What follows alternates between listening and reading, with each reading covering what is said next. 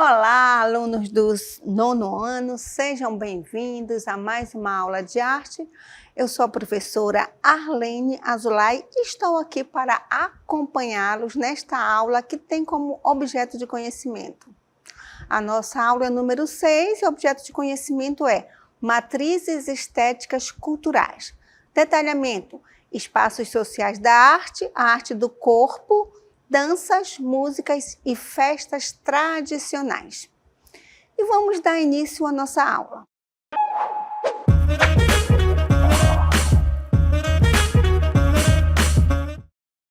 Então, iniciamos a aula de hoje neste local. Alguns de vocês já devem ter visto falar, alguns já viram algumas imagens. Então, aqui nós estamos na área externa do Museu do Louvre. Então, vocês já ouviram falar do Museu do Louvre? Então, o Museu do Louvre é o maior museu de arte do mundo. É um monumento histórico em Paris, na França. Aproximadamente 38 mil objetos da pré-história ao século XXI estão exibidos em uma área de 72.735 metros quadrados. Bem, o museu é um lugar físico e social em que a obra de arte é exibida e apreciada. É um espaço em que muitas vezes definem o que é considerado arte de alta qualidade e estabelecem padrões para a apreciação artística. Então, como vocês podem observar, aqui no interior do Museu do Louvre existem as artes que são consideradas artes de qualidade. Vamos agora ver por que será que essas artes são consideradas de qualidade e outras não? Então, vamos ver um pouco esses aspectos históricos. Então, historicamente, a arte ela foi muitas vezes vista através das lentes dos movimentos e períodos predominantes na Europa Ocidental, como o Renascimento, o Barroco e o Modernismo.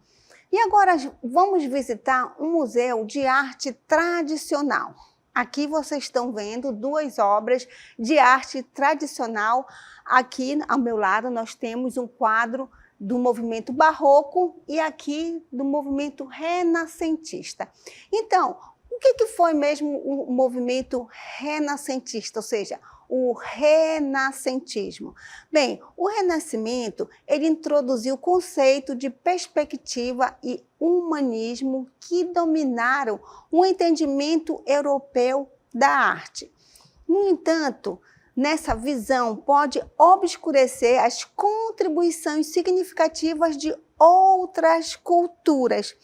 E vamos analisar um pouco essa obra de arte. Aqui a meu lado é a Mona Lisa. Então, a Mona Lisa, também conhecida como a Gioconda, é a mais notável e conhecida obra de Leonardo da Vinci, um italiano, um pintor italiano, um dos mais eminentes homens do Renascimento. A Mona Lisa, enquanto quadro mais famoso do mundo, adquiriu um status de ícone cultural. São numerosas as suas produções e utilização na publicidade, objetos do dia a dia e como referência cultural. Acredito que todos vocês já viram essa obra aqui, a Mona Lisa, principalmente nas aulas de arte. E vamos conhecer agora outro movimento, outro quadro do movimento barroco. Aqui ao meu lado vocês estão vendo aqui uma obra. Então, esse movimento aqui, barroco, ele foi desenvolvido em diversos lugares. Então, o barroco ele não possui um caráter homogêneo. Existem várias diferenças entre a produção realizada por cada artista em localidades distintas, porém, ao predomínio de temas religiosos. Aqui nós temos um tema religioso, como vocês podem observar nessa pintura.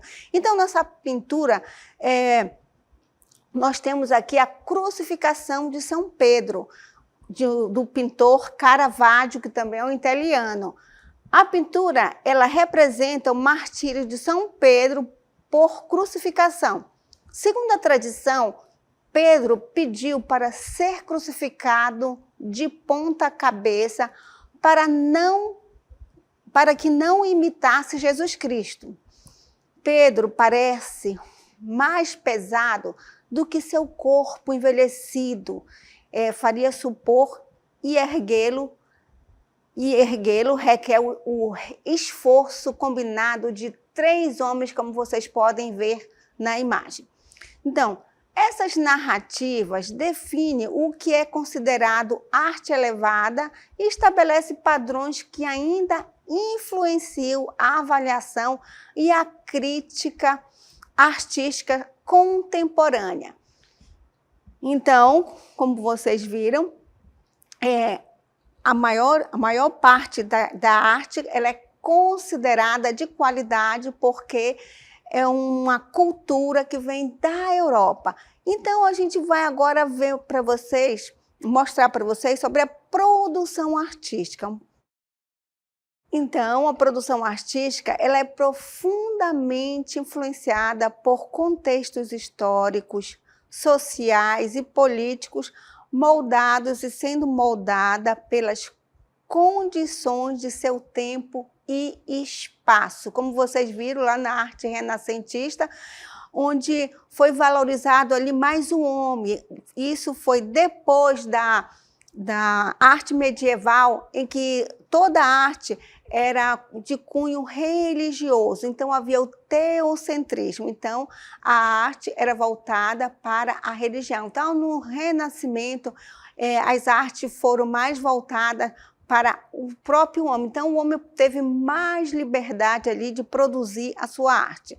Então, a produção artística, como vocês viram, ela depende das condições, elas são moldadas pelas condições de seu tempo e espaço, como nós vimos. Então, tradicionalmente, as narrativas sobre a arte foram dominadas por uma perspectiva eurocêntrica, que privilegiava o modelo artístico europeu e marginalizava práticas e perspectivas de outras regiões e culturas. E o que é mesmo eurocêntrica? Então, eurocêntrica é a ideia de que a Europa é o centro da cultura mundial. Esses aspectos históricos, sociais e políticos impactam a produção artística e a necessidade de uma abordagem mais inclusiva e diversificada. Então, toda essa tradição, né, lá que vem da Europa, que considera, quer dizer, é uma predominância eurocêntrica, ou seja, que a arte que vem da Europa é uma arte de qualidade.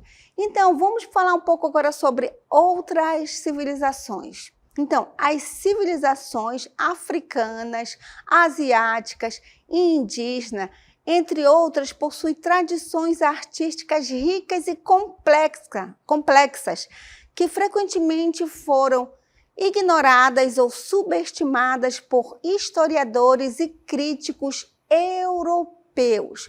Então, as narrativas eurocêntricas da arte foram predominantes durante muito tempo, influenciando como a arte é colecionada, exibida e crítica. Essas narrativas eurocêntricas têm muitas vezes marginalizado essas tradições, tratando-as como exóticas ou primitivas, em vez de reconhecê-las como sofisticadas e profundamente enraizadas em contextos culturais próprios. Então, artistas e culturas não europeias muitas vezes enfrentam desafios significativos para serem reconhecidos no cenário artístico global.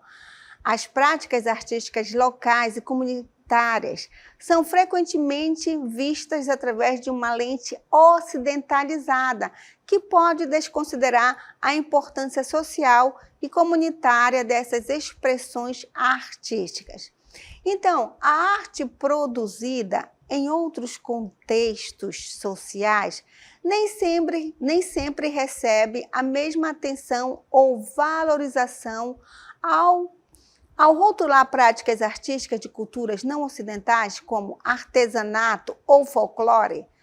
Há uma tendência de simplificar e estereotipar essas práticas, ignorando sua complexidade e significativo cultural profundo.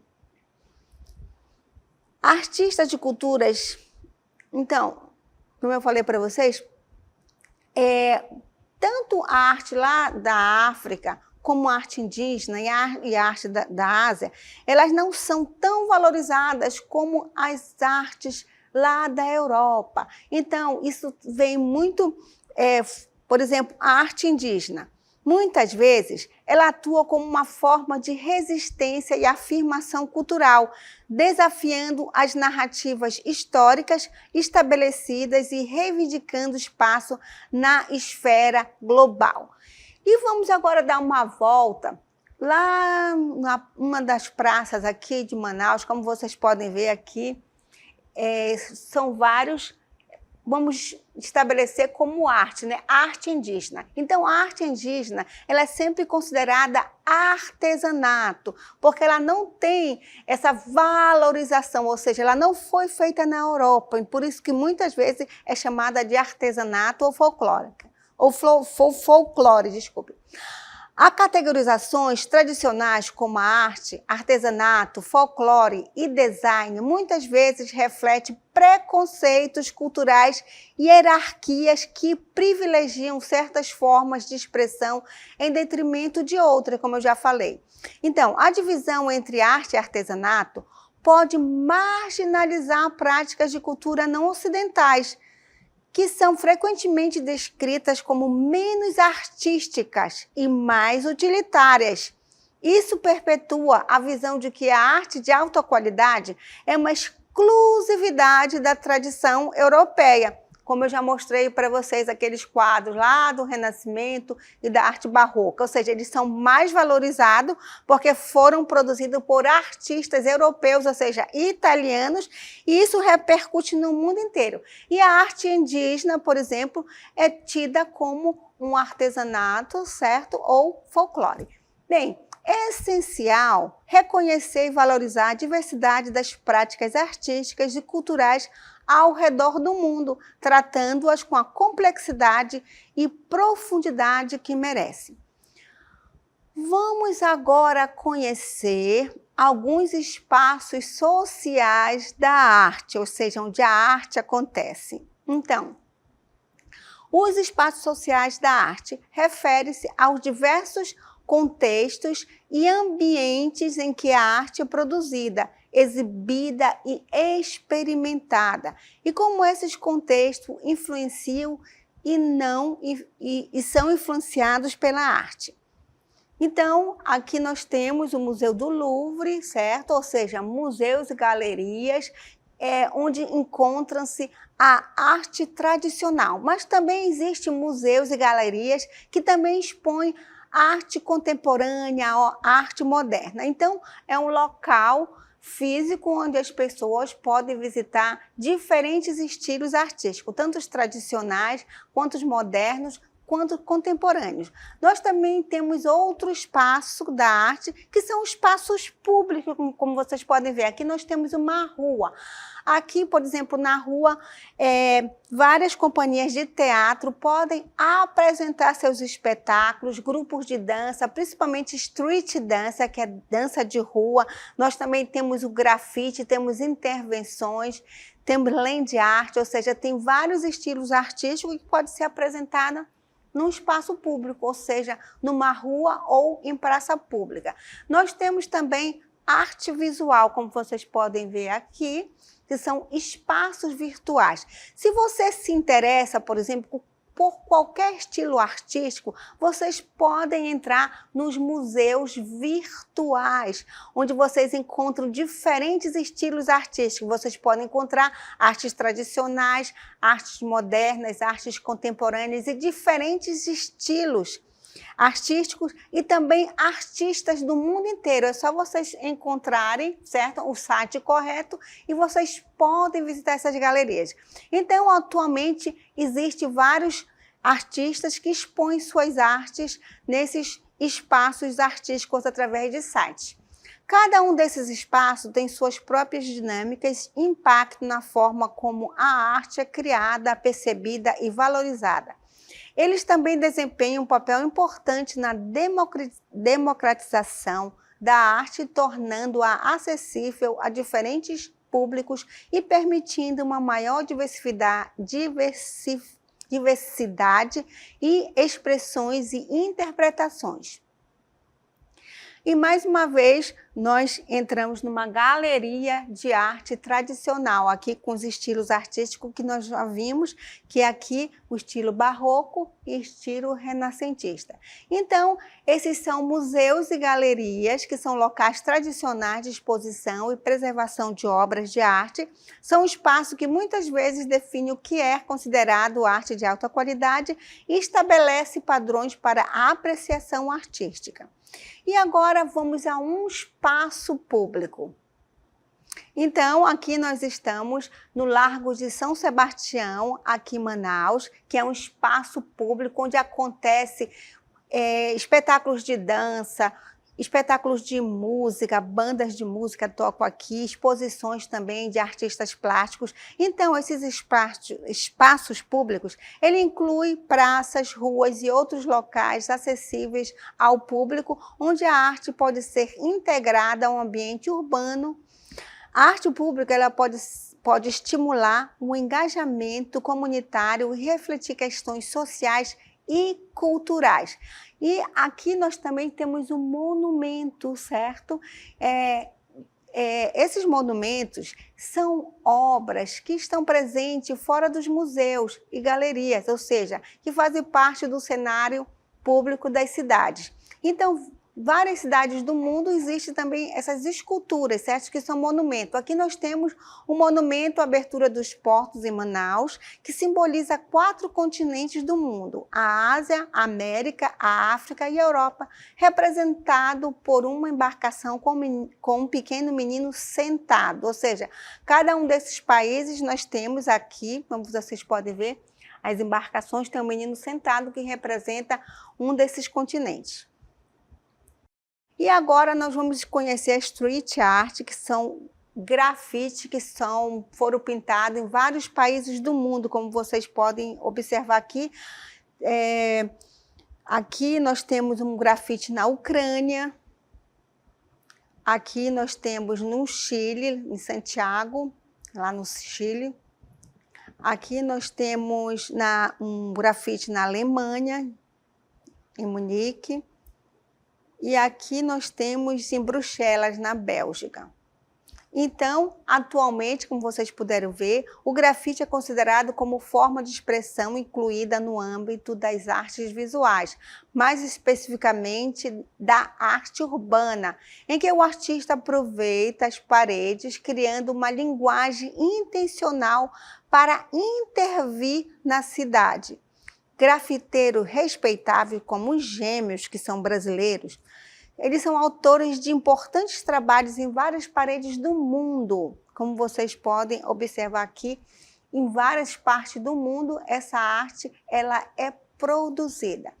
E agora nós vamos conhecer um pouco os espaços virtuais. Com o advento da tecnologia digital, muitos artistas e curadores têm explorado plataformas online para exibir e compartilhar a arte.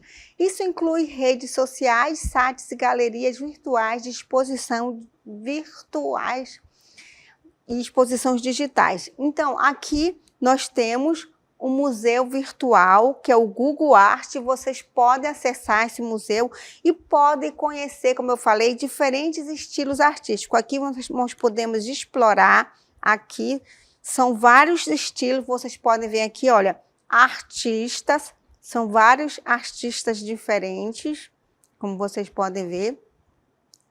Então, aqui nós temos Vicente Van Gogh, Monet, Basquiat, Rembrandt. Então, são todos os estilos de arte e artistas. Então, você escolhe aqui que estilo de movimento. Aqui nós temos movimentos artísticos. Então, você vai conhecer aí arte moderna, arte contemporânea, romantismo. Então, através do Google Art, você pode fazer uma viagem pelo mundo e conhecer diversos estilos artísticos e artísticos. Então, sites de galerias virtuais, exposições digitais, são espaços paralelos e complementares que privilegiam a comunicação como forma de envolver e dar a conhecer determinado patrimônio. Nesse sentido, os museus virtuais são aqueles que trabalham patrimônio por meio de ações museológicas, mas que não necessariamente têm suas portas abertas ao público em seu espaço físico. Então, vocês viram aqui diversos museus e também museus virtuais que vocês podem conhecer. Agora nós vamos conhecer diversos museus, vamos fazer um tour, certo? Nos museus virtuais no Brasil e no mundo. Além do Google Art, nós temos esses outros aqui que eu vou listar para vocês. Oceanário de Lisboa, nós temos o Pavilhão do Conhecimento, Museu Virtual sobre Aristides de Souza Mendes, Museu Virtual de Ciências e Tecnologia da Universidade de Brasília, Museu Egípcio Global, Museu da Pessoa, Museu de Dorsai e Museu de Arte de São Paulo. E vamos agora conhecer um pouco os espaços comunitários. São locais como centros culturais e casas de cultura que oferecem um ambiente para que a arte local e comunitária, promovendo a participação ativa da população em eventos culturais. Então, agora nós vamos falar da arte do corpo. Então, nada mais do que aqui, vamos verificar aqui, um corpo, certo? Onde o artista ele pode utilizar o corpo humano como suporte artístico, ou seja, ele pode pintar a pele aqui, certo? E pode ser o quê? A partir daí pode ser um quadro. Então, a partir do corpo humano, ele utiliza como suporte. Além disso, temos a dança, tanto a dança clássica, a dança contemporânea e a dança moderna. Então, utiliza o corpo. Então, vamos falar da arte do corpo. Então, a arte do corpo, ela refere-se a práticas artísticas que utilizam o corpo humano como meio, suporte ou tema. Essa forma de arte explora as possibilidades do corpo não apenas como uma ferramenta para a criação artística, mas como um elemento central da expressão artística. A arte do corpo pode se manifestar de várias maneiras, incluindo performance arte, a body art, que é a body do corpo, onde eu já falei para vocês que o artista pode utilizar o corpo como suporte artístico, o teatro e também a dança. Então, vamos falar agora sobre a identidade e corpo. A arte do corpo, ela explora questões de identidade, gênero, raça e sexualidade, frequentemente desafiando normas estabelecidas e oferecendo novas formas de entendimento e expressão. Então, agora nós vamos falar aqui sobre um outro estilo artístico, certo? Que é a dança e o teatro. Então, isso aqui são espaços sociais da arte no contexto da arte do corpo e das danças. São locais onde a expressão criativa se entrelaça com a dinâmica social, cultural e política. Esses espaços são mais do que meros cenários para apresentações. Eles são ambientes vivos que refletem e moldam as interações humanas e as identidades culturais. E vamos chamar aqui para vocês uma bailarina de dança clássica.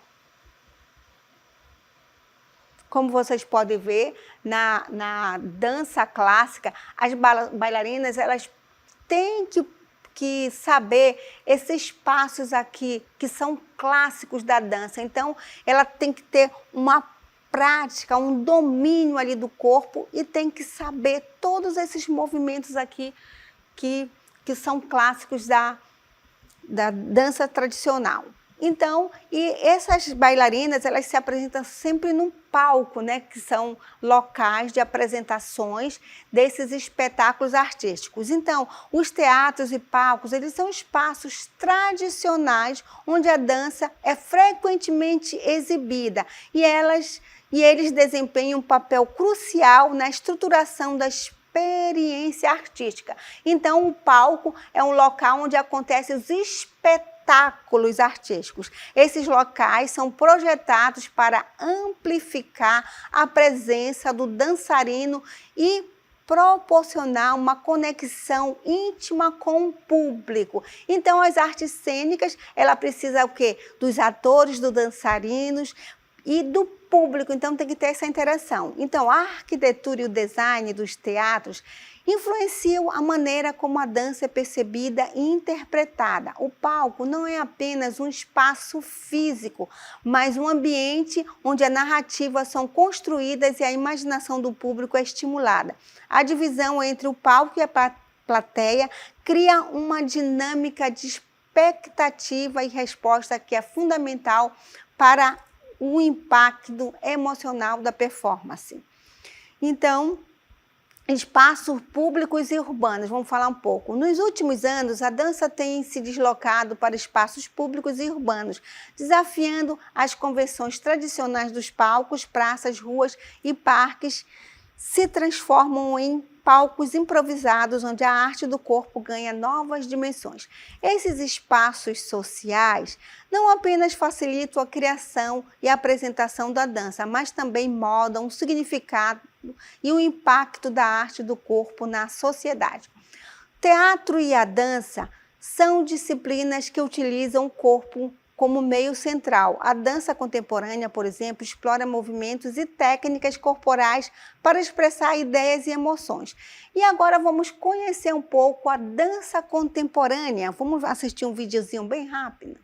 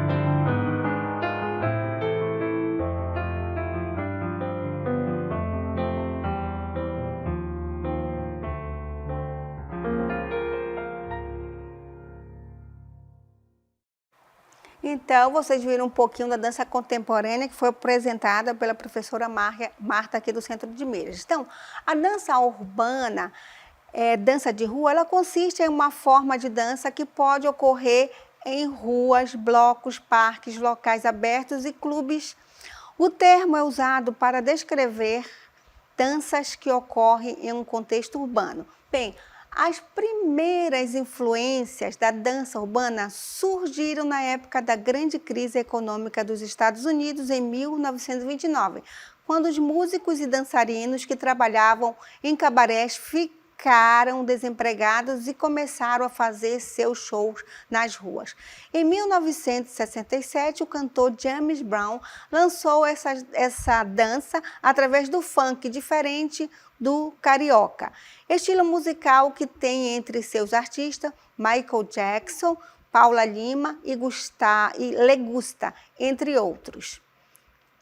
E agora vamos chamar aqui um amigo nosso que está fazendo os movimentos do break, certo? Que é uma dança de rua. Então, no Brasil, a dança ela surgiu como influência da cultura estadunidense da década de 1970. Nessa época, o traje de seus dançarinos eram tênis, óculos, luva, roupas largas e coloridas, como vocês podem ver, e um aparelho de som bem grande próximo aos ouvidos. São ligados à dança de rua movimentos musicais e atitudinais, como o funk, o hip hop e o break. O grafite é a expressão plástica que acompanha a dança de rua. Então, aqui nós temos nosso amiguinho que representou essa dança de rua, ou seja, a street dance. A efemeridade, muitas vezes, a arte do corpo é temporária e não deixa um objeto físico duradouro. A performance acontece ao vivo e pode ser registrada através de fotografia, vídeo ou documentação escrita. Então, assim, nós terminamos essa aula. Espero que vocês tenham compreendido.